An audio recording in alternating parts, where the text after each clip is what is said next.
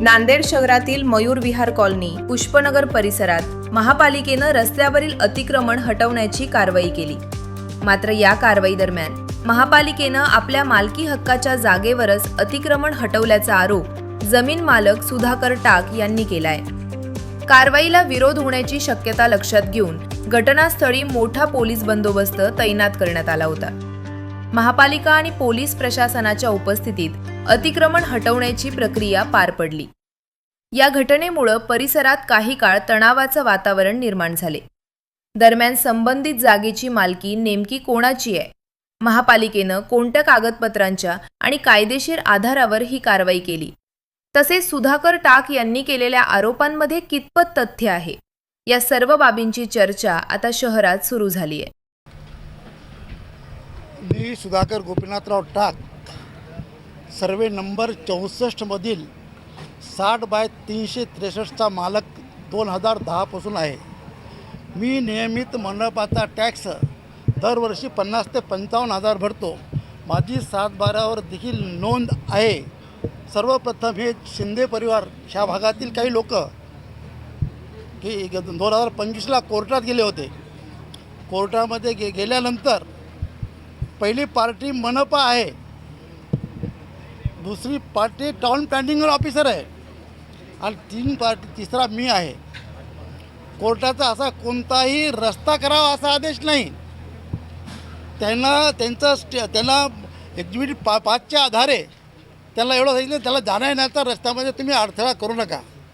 मी जाण्या येण्याच्या रस्त्यामध्ये अडथळा केला नाही, पण मनपाने नियमानं आम्हाला कोणती सूचना, कोणती नोटीस न देता 2-4 JCB आणले, 100 लोकांची पोलीस यंत्रणा आणली, आम्हाला धक्काबुक्की केली आणि आम्हाला त्रास दिला।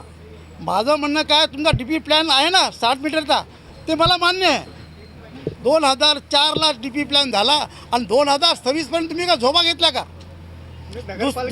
दुसरी गोष्ट, आज आम्ही 60/363चा प्लॉट तुम्हाला द्यायला तयार आहेत, पण तुमचा DP प्लॅन कुठून आहे हे तर आम्हाला दाखवा।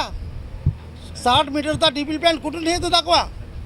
ह्या महानगरपालिकेनं केलेल्या कामाचा मी निषेध करतो। समाज बांधवांनो, मित्र, अजून आहे का, ह्या भागातील सर्व रस्ते मालक ज्यांनी तक्रार दिली ते बेकायदेशीर आहेत। दत्तात्रय शिंदे असो, रामोड असो, सिंगेवार असो, शिंदे असो, चौधरी असो किंवा हे कडून जे काम चाललं पूर्णतः बेकायदेशीर आहे। ह्या काम करण्याबद्दल कोणताही आदेश नगरपालिकेचा झालेला नाही आहे। इथं हजर असणारे अधिकारी कोणताही आदेश दाखवत नाहीत। कोर्टाने त्यांना रस्ता करण्याबद्दल कोणताही आदेश केलेला नाही आहे। ही मालमत्ता जे आहे ते 60/365ची जागा सुधाकर गोपीनाथराव टाक यांच्या मालकीची आहे। सन 2010मध्ये त्यांनी विकत घेतली।